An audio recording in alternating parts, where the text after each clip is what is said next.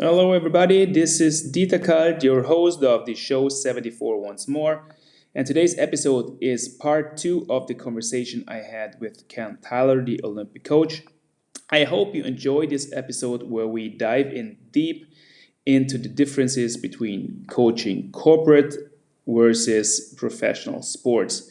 So, a lot of insight, a lot of fun, a lot of laughs in this episode. So, sit back, relax, grab a coffee, grab a beer, and enjoy the show. Three, two, one, go!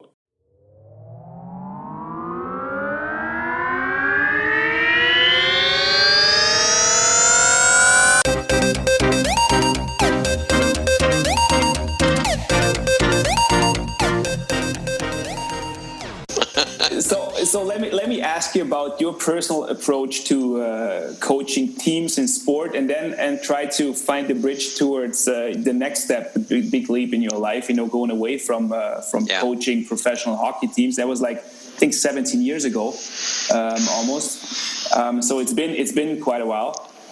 But as I can see, you're still mentally pretty much attached to sports and hockey. So there's some passion left about this too. But so tell me about your personal approach. Well, I'm still connected. I've got actually from my McGill years. We talk about mentoring. I was supposed to be producing student athletes. Okay, but effectively producing guys who can play pretty good level hockey. Well, I never had too many guys making anything more than sort of second level European hockey, but I ended up producing 25 professional coaches out of my decade at McGill. Some of them are still coaching in the National Hockey League, and so you talk about that. The first thing I did when I woke up this morning was check the score, because my most successful protege in the coaching world unfortunately lost again in the seventh game against the Boston Bruins. So I'm still very connected to that, and we get together in the summer times with most of the guys that are still coaching when I get back to Canada, the Montreal area, because we all love Montreal. That's where we met. Okay. And so I still met them. So ask me that question again. After what was the question you asked? No, well, your personal approach to coaching. What makes a good coach? Oh gosh, when I you know what? I first started teaching or working with coaches 2 years after you were born. There you go. 76. Yeah, 76. And I said it then. I've said it virtually every time I've talked with coaches. If you have 1,000 coaches in a room, you'll have 1,000 different ways of coaching. Okay, it's still an art. It's still a skill. It's not yet a full science, although you can, of course, and I've been trained as a scientist, so you certainly can use empirical methodology to take advantage of that with respect to your coaching.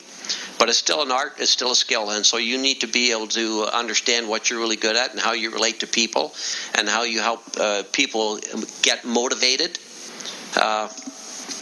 And to understand that you as a coach are not the performer. I think that's the first and foremost thing to realize. And you as a coach are not the star. And you have star coaches. And I've been in roles where they've made me star coach and not the team. And it never works. Even if you don't want it and they make you there, it never works. Mm-hmm. So the first thing is to understand what the role of a coach is. And as you see in sports, they're always interviewing the coaches, and the coaches always have same things to say, and they can get put on pedestals and whatnot, and that may help you with respect to authority and perceived expertise that can have impact on your players. But you still need to hold your player, both individual player and the individual player in the team, and you need to hold the team in focus. Okay, and you need to know what that team needs from you as a coach. As far as I'm concerned. So you need to read those dynamics. So, example, when I first come into a team, a sports team or corporate team, the first thing I do is read the trust levels, okay, and start trying to figure out who do they trust, who do they distrust, and why. Okay, and if it's the coaches, then you've got some major work to do. If it's the ownership, you've got some major work to do if you can have any impact at all, because it's ownership, and that can kill whatever you do, or it can make your impact short-lived. which means we talked about cultural change through coaching. If you don't get the buy-in from the ownership, from the sponsorship, okay, those who pay your bills, then you're never really going to change the culture long term, because they will smash it once they fire you. Okay, and they'll bring it back to the way it was. So you've got to do that, and then you get into two other concepts. Actually, I've got a model that I follow, and I have a 360 based on that. It's called TEAM: Trust, Engagement, Alignment, and Mobilization. Okay, and so the first thing you need to do is analyze the various levels of trust. There's a great book called The Speed of Trust by Stephen Covey, the son of the very famous guy. It's my favorite book on trust, because it does a typology extremely well with respect to the components of trust and the various levels. They identify 5 levels. I identify a few different ones and whatnot. But you need to identify where the levels of trust are strong, where they're weak. And that's where you need to start working on, because if the players don't trust you, they're not going to play for you. They may play for you out of fear, but then you can probably figure on lasting until the third envelope of that year. Yeah. Okay, yeah. Because the trust is going to catch up on you. You're coaching out of fear, and if the fear doesn't keep that performance level high, out of stress and fear, if it doesn't keep that performance level high, as soon as it breaks down, you're done. Yeah. You have no basis. Yeah, you have no basis. So that's the first thing that I look at is, what's the trust level? Do I have buy-in from the top ownership? Okay, from the top people. And if I don't, then I know it's a short-lived program. I won't take nowadays, I don't take a program if I don't start with the top people. Yeah. So that automatically excludes me from coaching a team, for example, in sports, because if I haven't coached the ownership well enough, then there's no way they're going to accept what I feel I'll need to do as a coach to help that organization perform to the highest level. So how is coaching outside of sports different? Well, on that side, it's not. So you get through the team is spelled wrong, because the next thing I check on is the alignment. If you don't have a clear line of sight to the end goal, if you don't have a clear line of sight to the vision as to why you're doing what you're doing, then you need to get that. Okay, if you don't have alignment, even in terms of bench behavior, you talked about this with respect to what you did when you're a sports director, setting up even the smallest of things in terms of how you have your stall set up, how you take care of your equipment, right, and how you treat your equipment. These little things you've got to have alignment.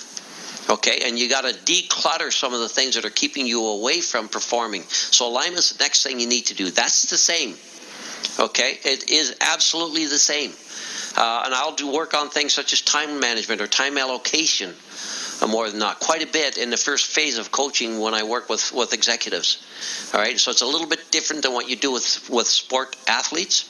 Yeah. Because of the way that you're structured, and because of contact that you have, but you still follow the same concept. And the engagement is the other side of it, and that's the motivational basis or environment that you need to set up. Coaching in both sport and, as I coach at least, performance coaching in business, you need to set up the appropriate motivational environment. If you as a coach, one of the most difficult things to do as a coach is come in the middle of a season or the middle of a performance period where the motivational environment is already set and it's not healthy.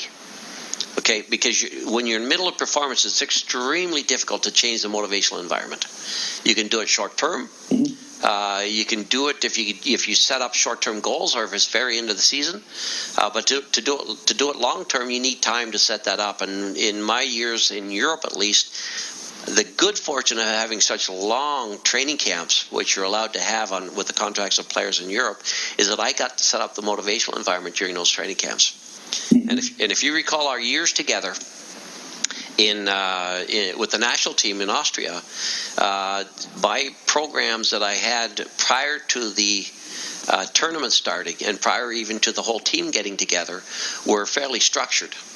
Okay, yeah. and I attempted to get as much contact as I could with each individual so that I could get them on a program and start developing that motivational environment even there. And even as they were waiting for the majority of the team to come in once the playoffs were finished. So that's a part of the engagement level, and then you've got the mobilization, which I won't talk to because we'll get into the difference between the sport world and the business world with respect to coaching. And the first piece I'll say is the same thing we talked about in terms of club coaching and national team coaching or tournament coaching, and that is that their stresses are different. And even more significantly different than you have between club and tournament, because they're working anywhere from 8 to 14 hours a day, easily. It's a long-term. They get holidays, but that's it. There's no end of season. Even the results quarterly and annually, it's not an end of a season. It's a continuation. So the grating of the stress levels can be extreme. The opportunity to prepare for the next season is not there. Okay, they've got to do it while they're doing their own job. Okay, and it depends on the level, the level of sophistication or complexity of the organization as to whether they're able to set up some of their environment for themselves, or whether it's being set up for them, or whether they've got to work with the HR or chief people officer role, if they've got that, in order to set up the motivational environment of the organization. And then, of course, you've got the interactions where they may have their team working well, but it may be the only team working well in the organization. And so they're being faced with other teams that aren't functioning well and don't want to function with them or are envious of them, and so on and so forth. So you've got lots of that happening. The other interesting part for me was, of course, you've got a whole different level of talent. You've got business talent. You've got a whole level of education and differences in education, because you've got engineers, you've got chemists, you've got MBAers. Right, yeah, all kinds of people who need to do that to qualify. So just like you making the under 20 national team is a qualifier for you to be able to make the top level in your country to play with an organization there, they've got to do top level MBA in order to get a start position if they can. And then you've got the players that you have on your teams having easily at least 10 years of work experience. Okay, so it's not like you get a chance. We work together. You're a rookie with the national team, so your experience and your understanding what a national team program, your biases will be still based on those experiences. Okay, that's not so relevant in the business world because they've been there for so long. You don't get rookies very often, and even there, the rookies can still be. I've got one organization. The guy's been there for 8 years. He's still considered a rookie. Okay, because it's a family business, and typically family businesses hire for life if they can.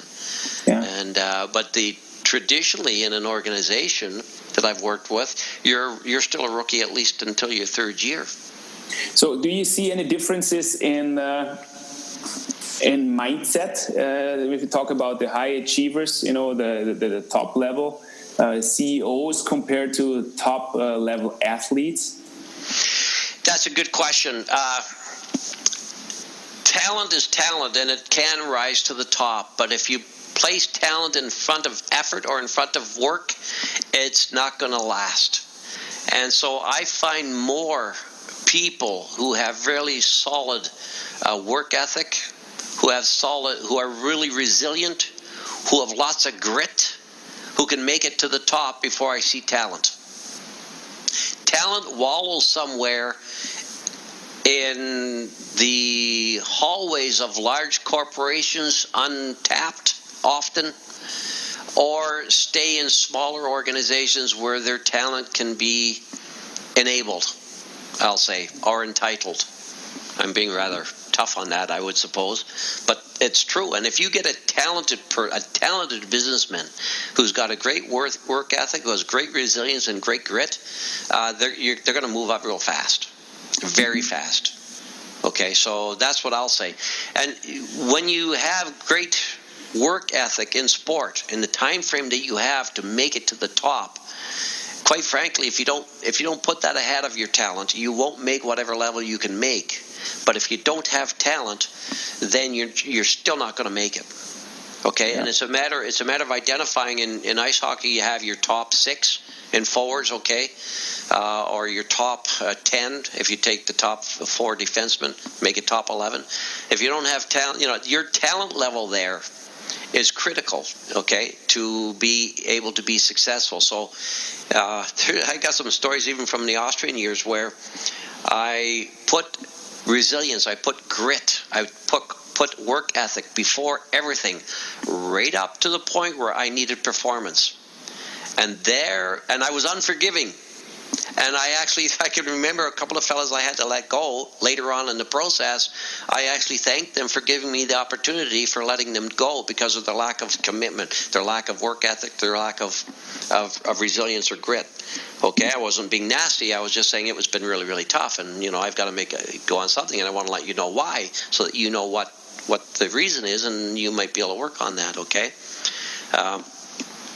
But if you don't, but then when you get into the performance level and somebody messes up, you find a way to step around that. And in fact, in our years together, actually, that happened probably twice.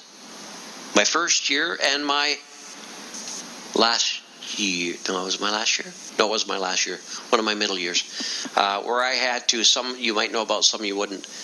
Probably you would. You probably don't know about either. Anyways, because I covered it up in a way that allowed them to keep on performing, because we're in the performance phase, Yeah. and I knew it was going to come to an end, so I knew that they were not going to be playing for me again, if I could help it, or I knew that they would have to make some transformation or transitioning if they were going to play for me again, one or the other. Okay, but during the performance phase, I had to go with what I had to go with. Yeah.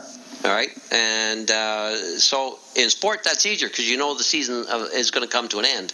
In business, that's not easy because you don't have an end of season.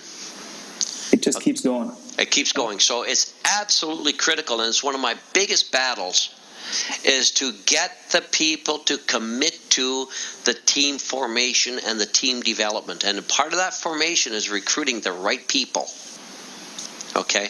It's the Jim Collins things, Going from Good to Great, if you remember. That's a classic book from 2001. Okay? It's getting the right people on the bus. Okay? You got to get the right people on the bus before you even decide where the bus is going to drive. And it doesn't have to be necessarily that extreme, but that's the idea. And in the corporate world, it's extremely tough to get the top people to understand that concept of getting the right people on the bus and then forming that team. 98% of them, I would say, okay, 95, will think that, okay, good, we need a team, let's have a team, we'll call it a team, it'll be a team. Well, it doesn't work that way. It doesn't. Well, you know that. We've both grown up from knee-high to a grasshopper size, understanding that the team takes a while to gel. A team takes a while to synchronize and then synergize. Okay?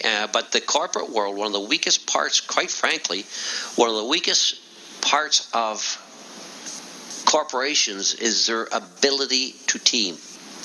One of the weakest parts of coaches that I've taught and that I've coached and that I've worked with in the world is their understanding of how to make a team function and how to form a team and the dynamics of a team.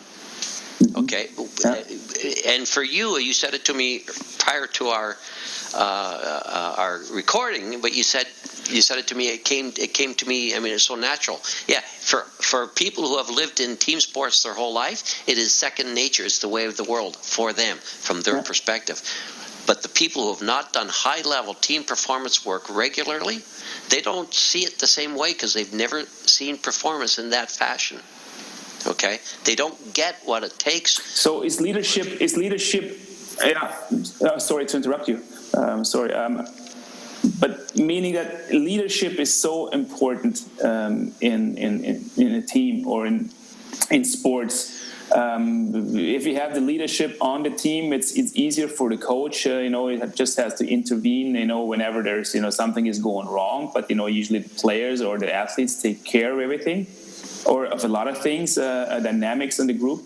But if that's missing, then where the coach has to be that beacon and the guiding light. How is leadership important in business, or is there any leadership? Is this something you recognize, or is it more management? Okay, and there's a difference between the two. Leadership for me is absolutely critical, and it doesn't necessarily mean that the coach is the leader. In fact, I'll take another book which I like. It's just been published. Called The Captain Class. I think I got it behind me somewhere. Oh, there it is, right there. Sam Walker. He's a journalist. I'll show you because we're on video here. If you haven't read it, you should read it. Okay, there it is, The Captain Class. And that shows you, or he shows you with his research, he sort of follows what Collins did in the Going from Good to Great, that every team that had a dynasty had that Mad Hatter in the boiler room that Jim Collins refers to as their leader. And that Mad Hatter was never the coach. Mm-hmm. Okay, it was one of the players, and typically the captain or somebody who could have or should have been the captain.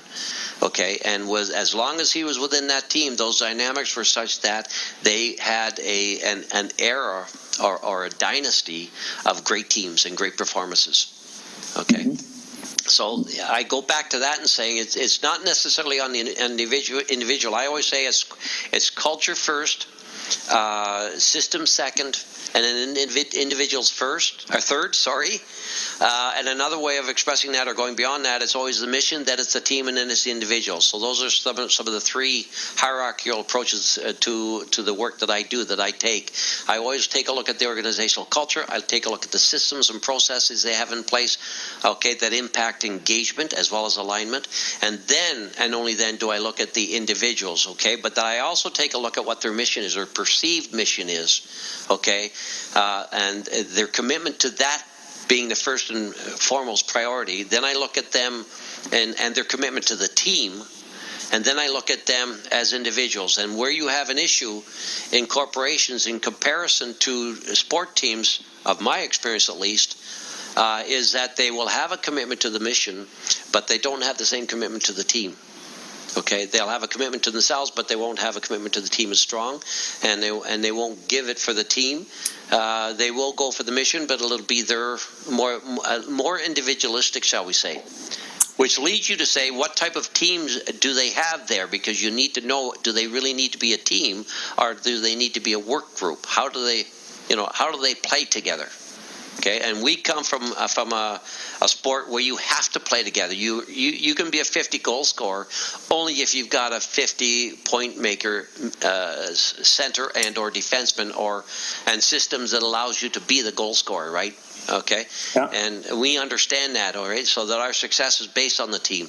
Not all executives or managers understand that a team approach or collaborative leadership approach, which is a lot of my teachings are based upon, that's primordial, or a priority for them to be as successful as they could in achieving their mission.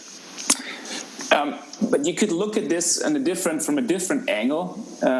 Talk about not the leadership, but talk about the soldiers, like the normal workers, the employees. Like in corporations, you're not dealing with athletes that grew up in groups that know about how important it is to believe in the cause, to have like an emotional connection towards the person sitting next to you.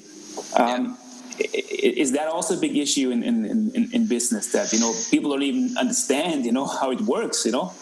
Well, we've got you're absolutely spot on. And you're in this particular era, it's absolutely critical for this transition to happen, or transformation to happen, because of the disruptive factors that are happening due to the digital world coming into play. And what we have is, what I see and what I work a lot with, is there's what I will call a leadership gap between the top leadership and the next level, and then between them and their followers or their soldiers. It's a huge gap. There's not the development that needs to happen in a hierarchical way. And the way that they develop it hierarchically is not a way that's going to function for them, because with the digital world coming into play and with the type of technologies that you have, a lot of the hierarchy will get flattened or simply eliminated. Okay, so this collaborative approach to working together becomes much more important. This ability to team, okay, where the interactivity of each player on the team is critical. It's the old story of Albert Einstein going with his chauffeur to a lecture, and of course we all respect and honor the capacities of Einstein, but the car breaks down. Who's the expert now? Yeah. Right? It's the mechanic who's driving. He goes out and fixes the car. So what we need to do nowadays is understand that we need to have interchangeability of leadership roles based upon who's got the best talent and who's got the most readiness to take on what we need to do as a team. And that goes all the way down into organizations, and more organizations are looking at what I call teaming in order for them to perform better. And that starts to eliminate the old hierarchical structures. And that's not easy for the hierarchical generations in organizations to accept and deal with. So there's the challenge that we have with respect to leadership. And there's the challenge we have with respect to helping our soldiers actually become leaders in their own right at their level of responsibility. The impact of the disruptive era of digitization that allows you to have faster communication, that allows people to respond or react more quickly, that allows people to group quicker, that changes the dynamics of a strong. That brings me to future of coaching, because that's gonna change a lot. You know, digitalization and AI and everything that's approaching us in lightning speed is gonna change the future of coaching, don't you think? It already is, actually. It's my objective to reduce. When I first started in this century doing the type of work I've been doing, I was traveling about 200 days a year, and all over the place. Three continents in a week was not abnormal for me. Mm-hmm. And so my goal now is to reduce that significantly, take no more than one business trip a month if I can, work more and more on a blended approach. I've been doing online or virtual coaching since the late 90s. When I stepped out of hockey for the first time, with some of the withdrawal pains, I went back here and there for a few engagements, but I was doing that on telephone with teleconferencing and using what they called e-groups, which was before Yahoo Groups. They bought them out, and so that was. So what I'm saying is that I'm typically looking at being an early adapter with respect to these things, but it's happening so fast right now that I'm behind with respect to the things that I know are out there. One of them being AI.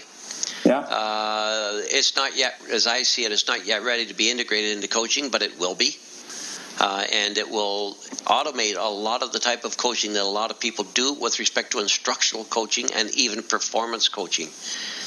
So there's some differences there that need to be looked into as we talk about the changes that are about to happen. But the first and foremost change is this kind of stuff that we're doing. Yeah. Right. I've been doing also this type of online coaching, both group, team, and individual coaching, and subgroup coaching, conflict coaching. I've been doing it online since, my Lord, I don't know when. My gosh, I'd have to think about that, especially video. Okay, but actually the first online digital coaching I did was with a person in New Zealand on a platform called ICQ. That was the first. That was the first messaging. Yep. So I was using it back then for coaching. Wow. Okay. Yeah. Now we've gone basically to a Microsoft platform, largely because the organizations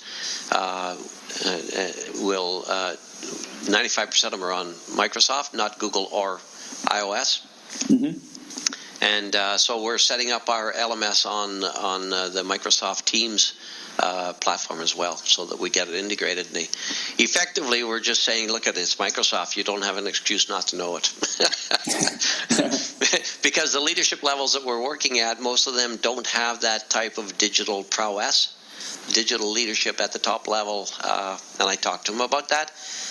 If they don't have enough under 35ers on their team, then they're going to get, then their lifespan as an executive leader is on the countdown, and on a fast countdown. So what I'm also interested in, you being a coach, preparing for being a coach, What is your mindset? Do you have any special techniques, routines that you developed over the years to perform on a top level?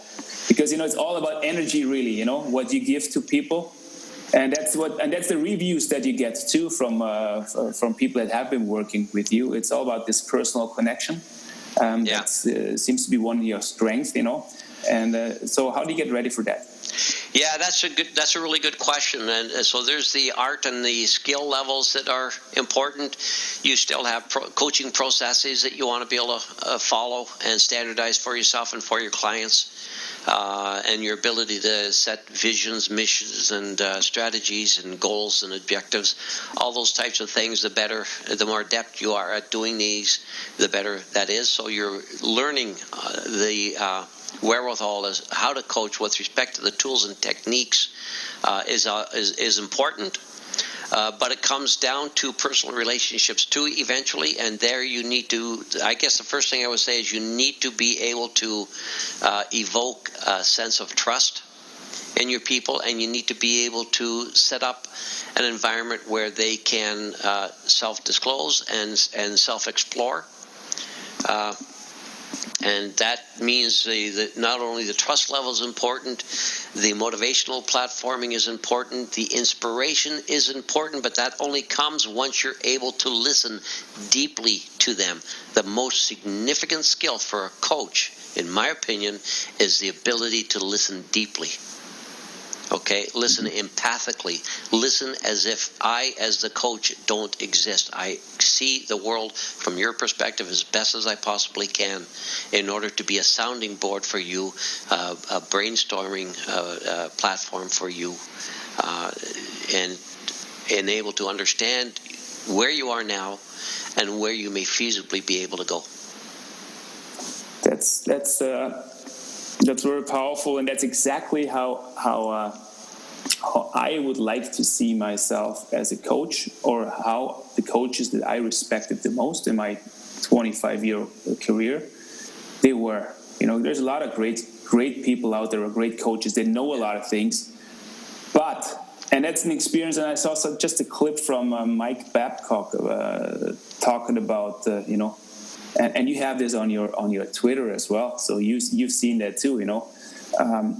What it all comes down to is the relations between people, like genuinely caring for your players. And that in the business world, when everything, especially in public, you see all those millionaires making so much money, and they should be able to perform. They get millions for what they're doing, so they better perform. And nobody is looking at the people or the person or the human behind it. And the great leaders, in my opinion, my experience, they have this ability to take away the noise and really listen. Yeah. So hearing that from you, I cannot agree more. So thank you. Really thank you for that. And what has changed? Have you seen a lot of change in team sports and coaching in the last 20 years? If you take away the technology, but how people were, how cultures changed, the new generations of kids, Generation Y, Z, and whatever the names are, Yeah. That's an interesting question I get posed frequently, and my first answer is, because they're often talking about the millennials and the need. If you've seen that video about the need for a mental health day that the interviewee is saying she needs after the interview, even though she's not even hired and won't be. I maintain, firstly and foremostly, that if you're feeling like you're being imposed upon by this so-called millennial culture, that you're hiring the wrong people still. Because the people themselves have not changed. What makes somebody successful in terms of inner drive, okay, in terms of inbred or not inbred, innate talent, pre-wired talent, that has not changed. So if you're hiring achievers, if you're hiring maximizers, if you're hiring people who are very focused, if you're hiring people who have a strong sense of responsibility, you don't get this issue about, they've got this millennial thing. Okay, so I want to put that out there, and I want to make sure that that's clear. The character of people, the depth of the personality, and the strengths of people is still there. That, in my opinion, is absolutely not changed. The difference is the speed of information flow and what they need to get themselves rolling and how they gather information. We're going more and more back to imagery than we are print, and that we can pick up faster.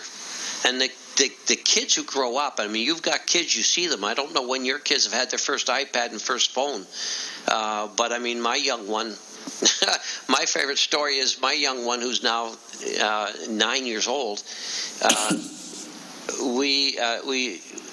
The phone rang, we picked it up. It was her grandmother from Canada. And we said, hey, Rafaela, your grandmom's on the phone. Nana Odie, we call her, is on the phone, and we called her. She's passed away. So she, oh, great, she wanted to talk to her. She ran upstairs and got her iPad. And we said, no, she's on the phone. And so she looked at the phone. She said, I can't see her. Okay, so that's the difference. They grow up having visualization in front of them, digital visualization in front of them, and information flow at a speed that they can take up faster than I, in my era, could ever imagine as a kid. I grew up with a party line and a, what do they call that, a rotator phone, okay, and black and white TV. I watched, my first hockey I watched was black and white, okay, and that was a huge difference, okay. We're in an era right now where, because of this technological disruption that's happening, I fear for the printed page to a good degree. Not that it's not going to not happen, because I think that's going to go on, as we have seen forever in some form, but we're going to have more and more illiteracy with respect to that, because people don't need to read and write as much. They need to produce videos. My young girl produces videos faster than she used to write books as a kid. I've got a bunch of her books. I probably got them around here too somewhere. You know, foldovers, 4 or 6 pages. Okay, that she loved writing, but now she does videos, and it's tough to get her back to doing a book. She's just done a couple, but it's tough to get her back doing a book. And she churns out videos you give her the phone, and within 5 minutes she's posted up a video. Yeah. And she's phenomenal at it. She's lots of fun. Okay, and that's what's happening, and that's what, if you don't have that, and you're at an age and a youthfulness, a vibrancy where you're doing that anyways, and you're picking it up, as we well see. But people who are in leadership roles that are in their 40s, 50s, and 60s, they have great difficulty picking that up, and it's not the way they lead. I've got a sister who's got an Order of Canada, okay, and a brother-in-law. Both have Orders of Canada.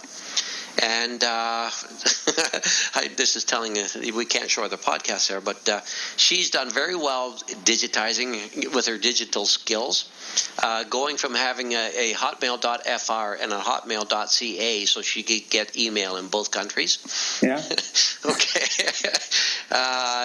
To using WhatsApp and being delighted putting gifs up there and emojis and all that kind of stuff. So she's really progressed significantly. But she's been a major leader in her society in Canada over her career, and she's done it without digitization.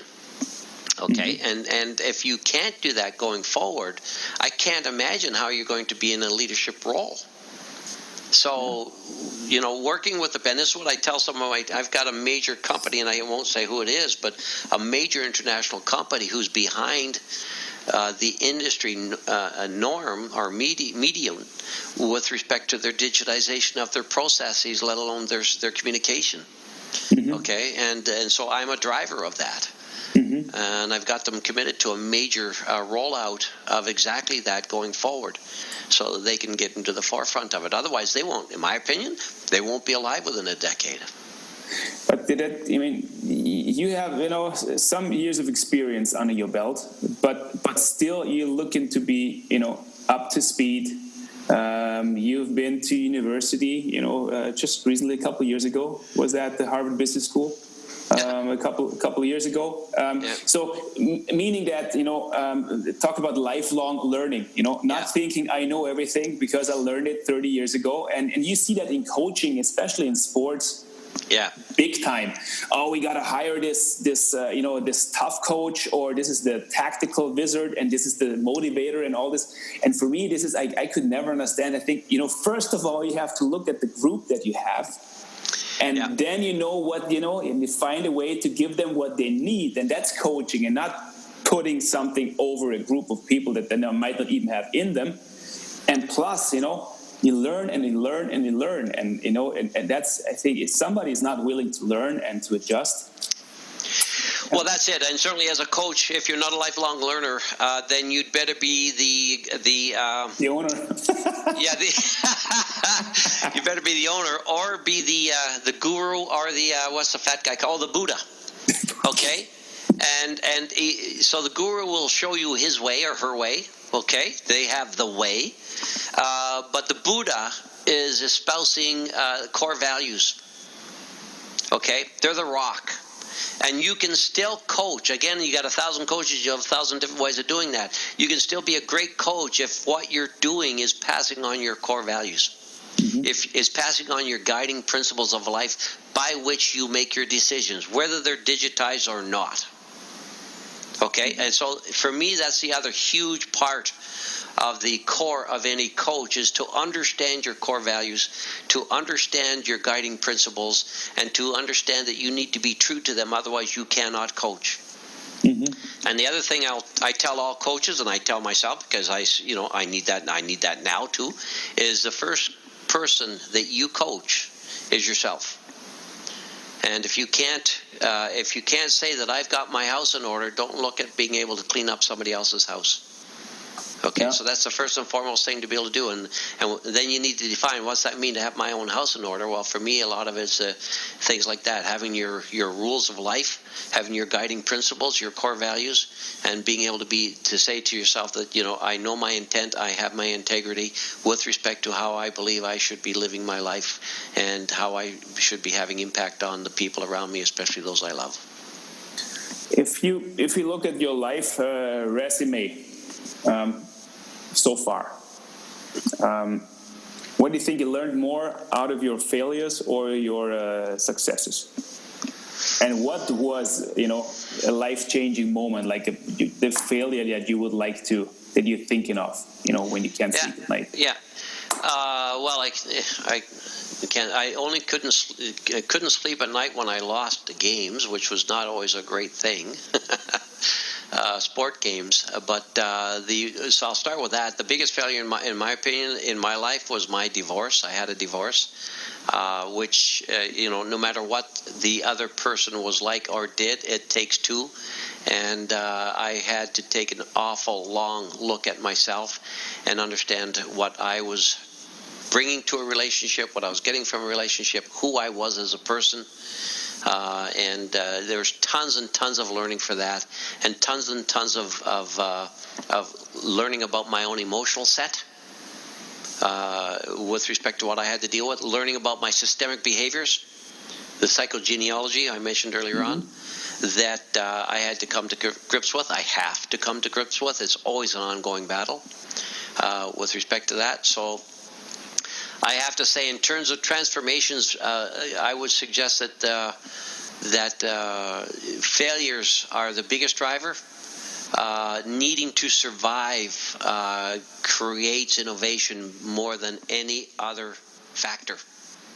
Okay, and that's why wars are unfortunately extremely innovative, because you need to win, and your life is at risk.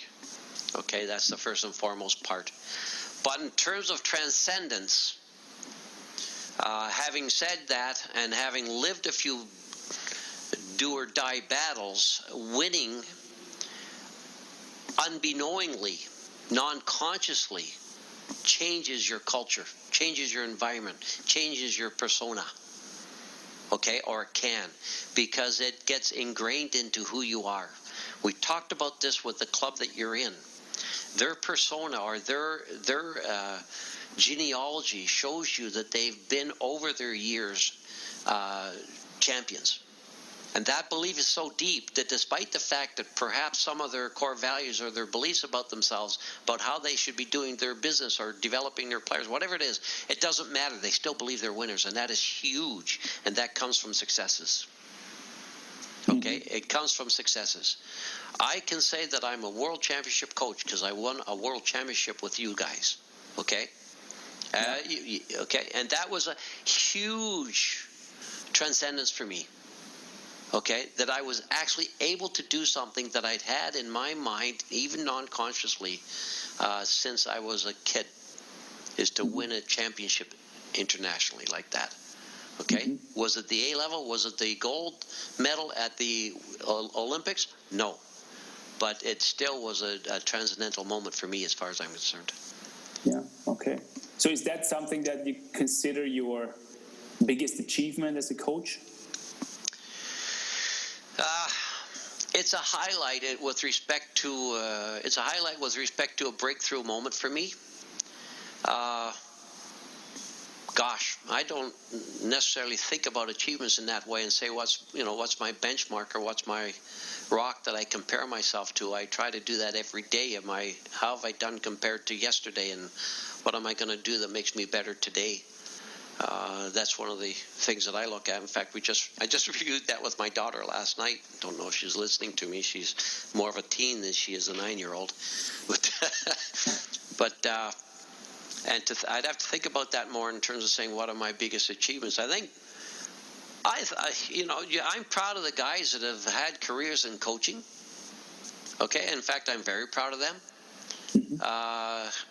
And I'm proud of things such as what you've just said that Mike said. Okay, there's some core values that are set in. Now, I won't lay claim to that because this guy is way better a sports coach than I ever was, and has achieved unbelievable levels of epic triumph. But he espouses the kind of core values that we had in the years that we were working together, despite the fact that if you ask him, he'll say Tyler was a slave driver. I still recognize some of those core values that he coaches by, people by, that he builds relationship with. And whether that's him coming to his own recognition of that, which I'm sure it is because he's done a lot of work and he's a strong believer in lifelong learning.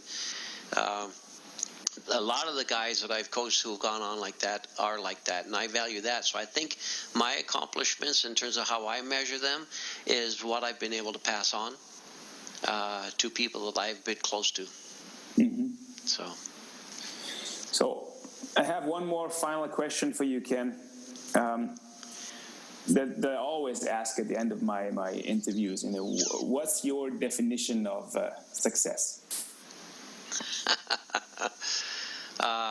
Doing what you love to do each and every day, as long as you can put food on your table for your family and a roof over your head. Other than that, it doesn't matter. You do what you love to do. The rest will come because of that, as far as I'm concerned. I know there's the hedgehog approach, and there's what's that called, the ikigai Venn diagrams, okay? But I made that decision way back when I was a relatively poor PhD student and a part-time coach. And I made the decision that, as long as I can put food on the table for my family, as long as I can keep a roof over our head to protect ourselves, Canada can get cold, then I'm going to follow my passions. And that's basically what I've done. So it's about the journey. It's about the journey, yeah. Well, Ken, thank you very much. That's a great ending for a long interview. Yeah. Wow. I really enjoy. I could be talking with you for a couple more hours. I might have to split that up into a couple episodes. But I really appreciate you taking the time and going into all the topics. And I hope I have a chance to come back to you and record another episode, with more specific questions and create great content and value for the listeners. Thank you very much. Thank you very much, Dieter, for the opportunity to reconnect. It's been an absolute delight. And I feel very comfortable talking with you, and you've helped me open up and just talk very naturally with you here. So this has been a great pleasure. Thank you. Thank you, Ken.